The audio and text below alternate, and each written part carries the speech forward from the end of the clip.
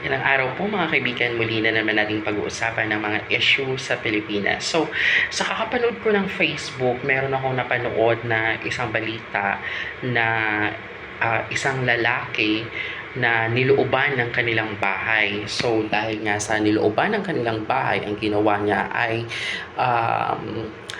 tiniran niya ng palakol yung magnanakaw, patay. So, ang rason ng lalaking nakapatay is that self-defense daw yon. Pero ang ginawa ng mga kapulisan, kinasuhan pa rin siya ng kasong homicide. Pero masasabi na ba nating self-defense kapag ikaw ay nilooban ng mga magnanakaw, tapos kumuha ka ng baril, binaril mo, or kumuha ka ng itak, tinaga mo, patay, or kumuha ka ng something na makakapatay ka agad doon sa mga magnanakaw.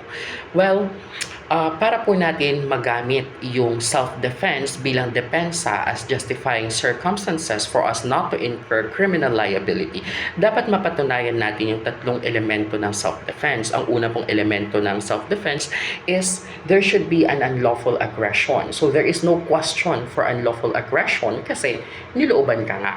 Pumasok nga yung mga taong yun or yung magnanakaw sa loob ng iyong bahay nang walang pahintulot mo, or hindi mo alam, or ikaw or maaari itong mag-cause ng threat or danger sa buhay ninyo sa loob ng bahay dahil hindi mo naman kilala yung pumasok. So, first element, complied.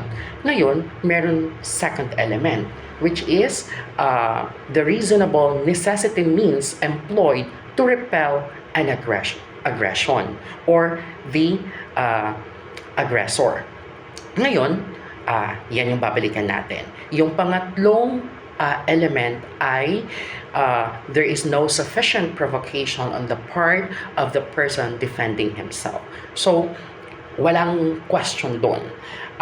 Wala naman talagang sufficient provocation doon sa taong dumepensa sa kanyang bahay, sa kanyang sarili, sa kanyang mga ari-arian, kasi meron talaga tayong karapatang ipagtanggol ang ating sarili at ang ating mga ari-arian. Bumalik po tayo doon sa second element, which is the reasonable necessity means employed to repel the aggressor. Ngayon, kapag sinabing reasonable necessity, ibig sabihin, dapat there should be a reasonable equivalence on the force which is necessary to be used in order for you to repel the aggressor. Hindi pwede yung there is no balance of force. So, dun papasok ngayon yung usapan sa second element na yan. Yung ginamit mo bang puwersa ay necessary or tama lang ba or balanse ba siya para paalisin or protektahan yung iyong ari-arian at ang iyong sarili, o ito ay sobra-sobra. Kung ikaw ay gumamit, kung ang magnanakaw ay gusto lang naman palang magnakaw ng pagkain, wala namang dalang kutsilyo, wala namang dalang barel, nakita mo, nilalantakan yung tinapay doon sa lamesa nyo, or kinuha yung isang mamahaling gamit. Ikaw naman, kung may baril ka sa loob ng bahay, uy, pinasok ako ng magnanakaw, kailangan ko ipagtanggol ang aking ari-arian at ang aking sarili. Boom! Binaril mo bigla, patay. May balance of force ba? Doon papasok yung common sense. Balanse ba yung force na ginamit natin para paalisin yung magnanakaw or para palayasin yung taong yon sa pamamahay natin? Wala. Kasi ang ginamit mo ay baril or gumamit ka ng itak or ng palakol para patayin yung tao. So there is no balance of force. At ang tawag dyan ay lethal force. At ang paggamit ng tinatawag na lethal force to repel an aggressor is prohibited in the Philippines. Hindi po tayo kailangang gumamit ng sobra-sobrang lakas para maipagtanggol yung ari-arian natin or yung ating sarili. So, dapat balanse. Kung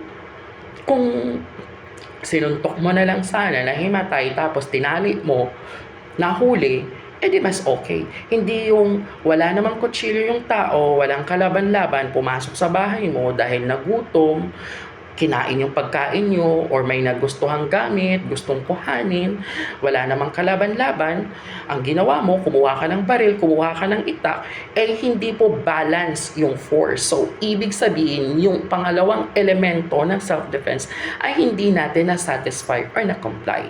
Hindi po natin siya matatawag na self-defense. So, ngayon, pag umakyat sa korte ang kaso, anong mangyayari?